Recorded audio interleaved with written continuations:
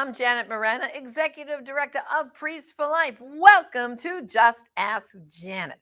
Well, today we are going to have a very good friend of mine and Father Frank Pavones on our program, a great star at EWTN TV and radio. And the doctor is going to be in the house, and we're going to talk about advice for parents. We're going to talk about Jesus, a lot of fun things. So joining me right now, my dear friend, Dr. Rager and the doctor. Welcome to my program. This is going to be the easiest program I've ever done. You know why, Janet? Why?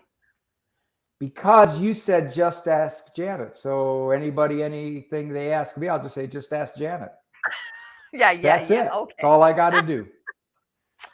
Well, Dr. Ray, I know there's a lot of people out there, they've been following you for years and years and years. And of course, I think one of the earliest books you wrote was this one here, right? Discipline That Lasts a Lifetime. And funny thing, right before we came on the air, my producer asked you a question about his 14-year-old daughter. He owes And me I think- $80. And I think we should pose the question right now, because I think there's a lot of parents out there that are facing this problem with their children, especially daughters right now. They give them these phones, right? And then so they have access to all kinds of things. But Rob, my producer, his question was, his 14-year-old daughter was talking back to him. How does he deal with that? By just saying, don't talk to me like that. So what was your advice now on camera, Dr. Ray, to Rob, our producer? Talking back, Janet, is a nice way to say it. It makes it sound like the child is exchanging a discourse with a parent. In fact, most of the time, it's nasty talk. It's mean, it's demeaning, it's an ugly tone, it's rolling of the eyes. Yep.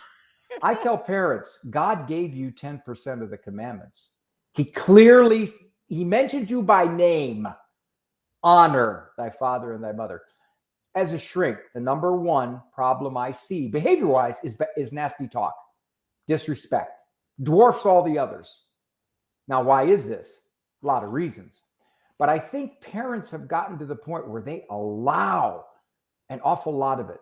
I'll say to a parent, what would your mother have done had you talked to her like your daughter is talking to you? Oh no, I didn't. Why not? I just knew. You knew what? Something would happen. What? I don't know. Why don't you know? It never happened.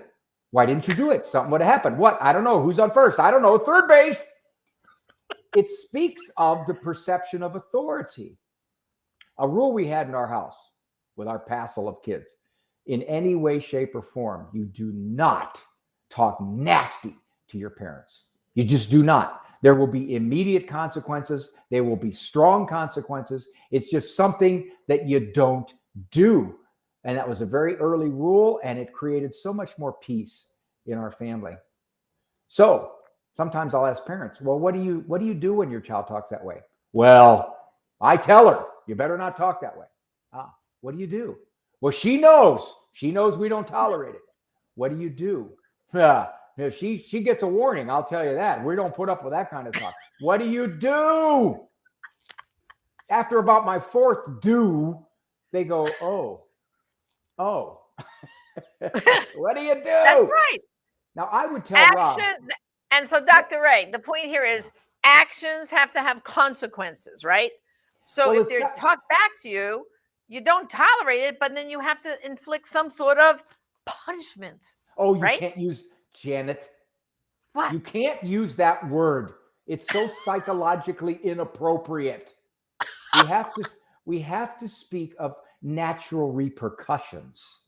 Oh, okay. The problem is, and I've really wrestled with this, why do so many parents of this generation, and even mine, deal with the kind of disrespect that our parents did not deal with? Yeah.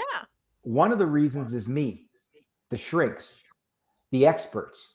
We have told parents that you have to allow a child to express herself.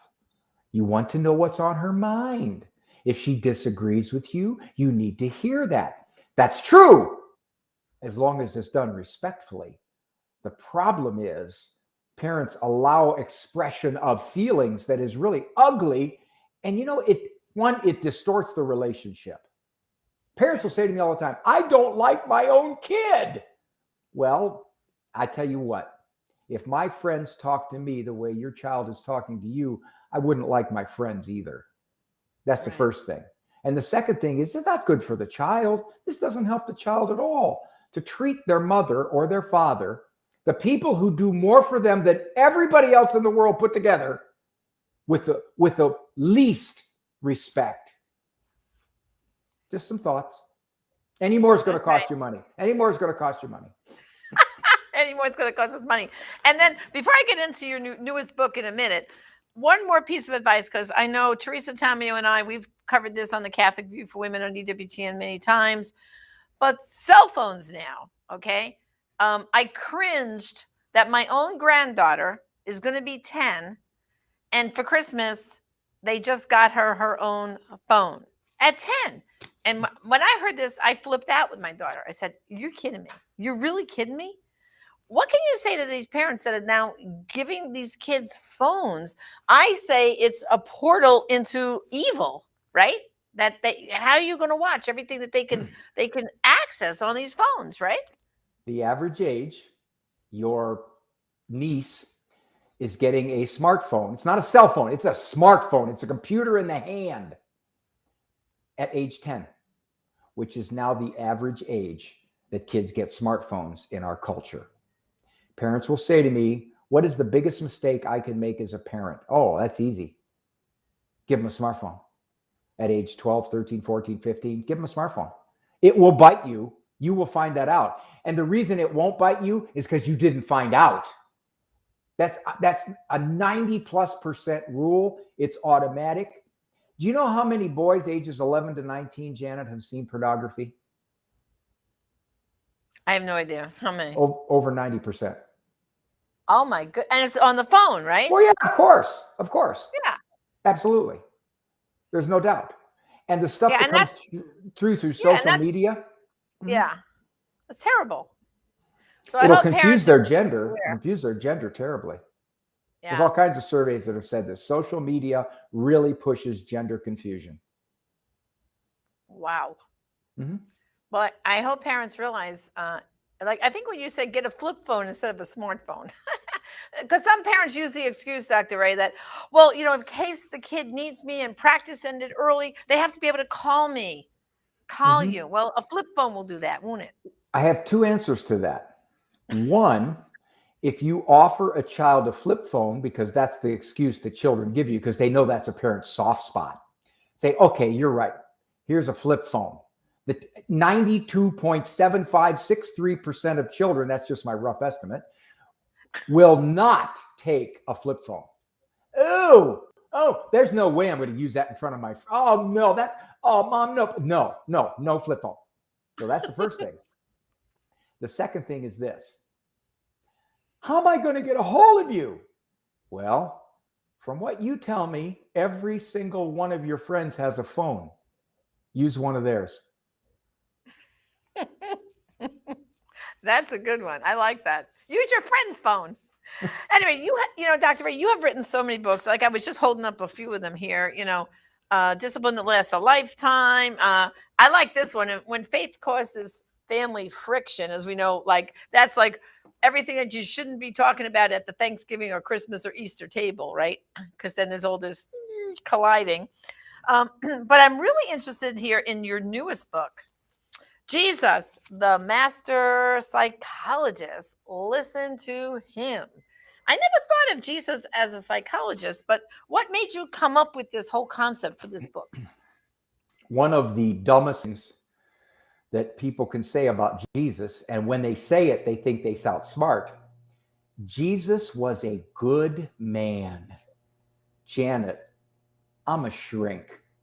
If somebody tells me they're God, they're either delusional or they're a liar or they're horridly misguided. But one thing I do know is they're not a good man. So you have to make a choice about Jesus. Is he who he said he is, or is he not? If you decide he is who he said he is, then you absolutely have to listen to him, because he's God and he knows the very best way to live.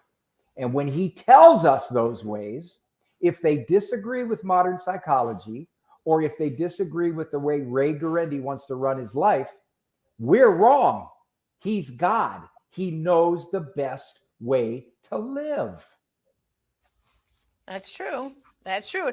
But how come we don't listen to him? Like, when you think about it, he gave us, we have all the gospels, we have all the parables, we have the 10 commandments. I mean, he kind of told us the path we should be on, and yet we keep messing up, or don't we?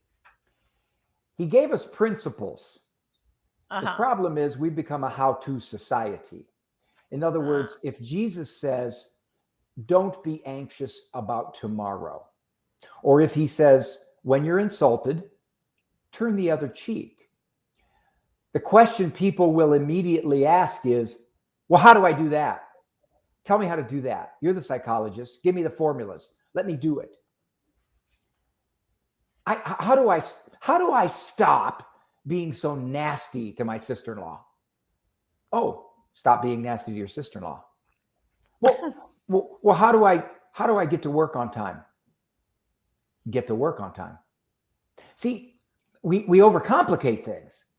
Instead of saying, I will exert my will to do what is good and right, we say, give me the formulas, give me the techniques. Well, Jesus didn't give any formulas. He gave principles.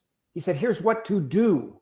If you do this, it will work for you. But we say, well, tell me how to do that. You didn't tell me how to do that. You said, don't be anxious about tomorrow. Well, tell me how to not be anxious about tomorrow. So at one level, yes, there are better ideas and there are worse ideas. And I'm a shrink and I'm supposed to do that. And I got that. But at the very core, Jesus is the one who says, here is good psychology. If you follow it, you can build on it. Right. Well, I noticed, I was like, I only received this book the other day, but I was quickly reading through it, and I saw you even said something about marriage, divorce, and annulments. You want to tell us a little bit about that? There are two Catholic Church teachings that the bulk of Catholics no longer follow. One is contraception. The other is divorce. When Jesus said, don't get a divorce, our culture and many within the church say, well, yeah, you probably shouldn't, but there are an awful lot of reasons why you can legitimately leave. There was an interesting survey done, Janet, and I don't know how exactly they came up with this definition, but they said that approximately 80% of marriages end not because of pathology, not because of abuse, not because of alcoholism, not because of multiple adulterous relationships. I don't like you anymore. You're too hard to live with. I've put up with you too long. I'm unhappy. There was a survey done by a woman named Maggie Gallagher. Maggie Gallagher wrote a book called The Case for Marriage. They surveyed a whole boatload of people who were right on the edge of divorce. Some of the people left, some of them didn't leave. They persevered for whatever their reasons. At the end of 5 years, they asked both groups, are you more content now than you were in your marriage? Now, keeping in mind, they said they were miserable while they were married. Of those who stayed, the bulk of them said it got better. Of those who left, the bulk of them said, I'm either more unhappy now than I was in marriage or just as unhappy now as I was in marriage. People will come into my office and say, I know divorce is bad. I don't agree with divorce. But in my case, and that's the crack. When you crack that door open, the whole culture will run through it. And there's one finding in all of psychology that has more research support hundreds and hundreds and hundreds of studies, it says divorce is bad for kids. And furthermore, it's even bad for adult kids. Jesus knows what he's talking about. Don't be so quick to walk out that door. Okay. And of course, you take on welcome a child and welcome Jesus, right? And that's a real problem in our society right now, isn't it? Because, like you just said, contraception, abortion. I mean, I even have friends who've told me that they have kids who are getting married now and going into marriage saying, oh, we're not going to have any children because it's enough for us to take care of ourselves. Have you heard this new mindset out there? Oh, yes. There is an interesting phenomenon that has captured our culture. We've basically decided that you can have sexual relations any way you want, any how you want, anywhere you want, with any whom you want, except you really can't have more than 1.86 children in a marriage. Then we will abuse you. Then we will accuse you of sucking up more than your share of the rainforest. Then we will mock you. We will say ridiculous things like, do you know how this is happening? Yeah, I do. Don't you? Well, don't you have a TV? Yeah, we have 5. What's your point? Are these all your children? No, of course not. The oldest is at home with the triplets. We abuse mothers who have more than 2 children. It's unbelievable in our culture. Any mother will tell me once they get to 3 or 4 kids, they don't tell anybody anymore because they're going to get hammered by their own parents sometimes, by the people who are supposed to be religious. We go after them. This is society sexually upside down. So now, of course, you're a great example, Dr. Ray. How many children do you have? 10. 10, But that's all? I needed the tax deductions. That's why. I was getting killed on taxes. I really was. Back when we got the child tax credits, I never paid any taxes at all. Janet, my 10 children all came to us through adoption, all 10 of them. Yes, I know. So we couldn't have children. I had a condition called Sertoli only cell syndrome. Now, you're Italian, right, Janet? Actually, no. No? Well, I married an Italian. I'm Irish German. It's a big secret. Okay. Yeah. Okay. Got it. So the condition I had was Sertoli only cell syndrome. It was a congenital disorder, rendered me unable to conceive. My grandmother was very happy it was Italian. She was just ecstatic that it was Italian. I threatened to sue my mother, but the attorney told me the statute of limitations had probably ended.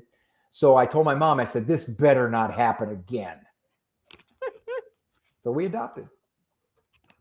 And that leads me to this book here that I know we have this book here at Priest for Life, Adoption, Choosing It, Living It, and Loving It. Tell us about your experience. I mean, you've adopted now 10 children, not 1, not 2, but a lot. And I know you've got like a multiracial mix there in your family too. What's it been like? Because so many parents you hear nowadays who can't, having trouble conceive, of course, they go down the IVF route, all these other gymnastics to try to have their own children. It's almost like our society has put fear into people of adopting, right? I mean, what can you say about adoption? Because I know for you, it's been a very positive experience, right? The most recent statistic I've seen is that there are approximately 1 million couples waiting for a child. Approximately 50,000 children, infants, become available every year. So the ratio is 20 to 1. I asked a teacher in Ohio, it's called a GRADS program, where they take unwed teenage mothers and they instruct them through the high school on how to be better parents. And I asked her, I said, how many of the girls would consider adoption? And she looked at me like I was nuts. She laughed. She said, no, that's not what they do. And I said, what are the other options? I said, well, abortion is one. But she said, the other one is, first of all, in our culture, it's kind of cool to have a baby out of wedlock because you can go on social media and you get all kinds of attention. And who knows, he doesn't need a daddy, really. Daddies are kind of expendable. And she said the other reason is that the young girls think, I could never, ever do that. I could never give up my baby, not knowing where my baby is. I couldn't live with me. So they have this mindset that adoption is not loving anymore. Adoption is irresponsible. So that's what's happening. Now, back when we adopted, I asked an adoption worker, I said, if we are willing to adopt a child not of our race, how long would we have to wait? She said, what are you doing tomorrow? Then, if you were willing to go outside of your race, you could adopt much, much, much more quickly. Well, because more and more parents are open to cross-race adoption, you can't get them quite as quickly, but you still can. You still can.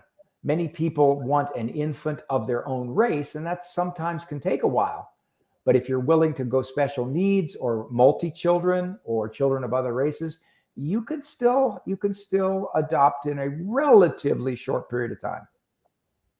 Wow.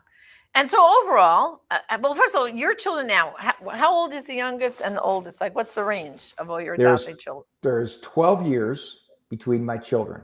At what point, Janet, we had 12, 11, 10, 10, 9, 7, 4, 3, 2, and baby. I did not go home. I UPS'd my wife things. I said, honey, I hope things are going good for you. Call me if you need anything. I'm on the beach. Right now they're 34 down to 22. So they're still the same 12 years, but they're pretty much grown. Now we have one child left at home, and as soon as she leaves, my wife and I are getting into a parent protection program where they're going to alter our identities and relocate us in Montana. We're going off the grid. It's that simple. Okay, you better watch it, not tempted to start all over again. You'll be empty nester. Oh, no. Oh, no. I can't stay up. I couldn't stay up past the 8-year-old's 8 o'clock bedtime anymore. 8 o'clock bedtime. So when you wrote this book about adoption, obviously you wrote it from your own experience. So first of all, anyone who's watching the program right now, we still have some copies that were donated to Priests for Life, right, Dr. Ray? And I would love to send it to you. So just send me an email at orders@priestsforlife.org, and I'll send you this adoption book. I don't mean to interrupt you, but did you ever send me those books I asked for? Yes, I did. Oh, did you? Yeah. I don't recall I'll that. double check. Okay. All right, please. I'll double check. When we get off the air, I'll go to our shipping department. I'll find out. Okay. I'll get to the bottom of it.